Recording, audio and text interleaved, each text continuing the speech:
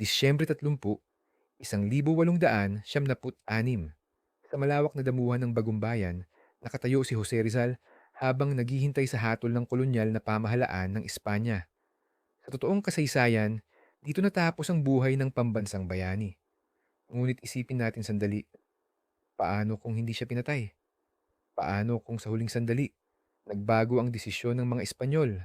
Sa ating alternatibong kasaysayan, dumating ang utos mula sa Madrid. Huwag patayin si Rizal. Sa halip, ipinatapon siya sa ibang bansa upang hindi na magbigay inspirasyon sa revolusyon. Nagulat ang mga sundalo at ang mga Pilipino ay hindi makapaniwala. Sa Europa, nagsimulang makilala si Rizal bilang isang intelektual at tagapagsalita ng kalayaan ng Pilipinas. Ang kanyang mga artikulo ay nababasa sa iba't ibang pahayagan sa Europa.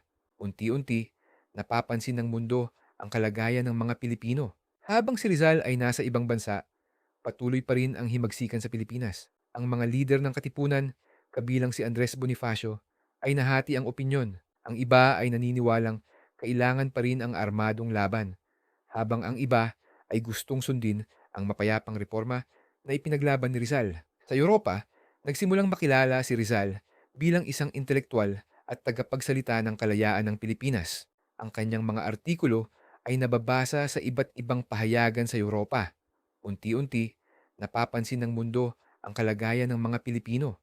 Pagkaraan ng ilang taon, maaaring bumalik si Rizal sa Pilipinas bilang isang kinikilalang lider ng reforma. Sa halip na simbolo ng martir, siya ay naging buhay na lider na maaaring makipag-usap sa mga revolusyonaryo at sa pamahalaan. Kung nabuhay si Rizal, maaaring mas naging organisado ang kilusan para sa kalayaan.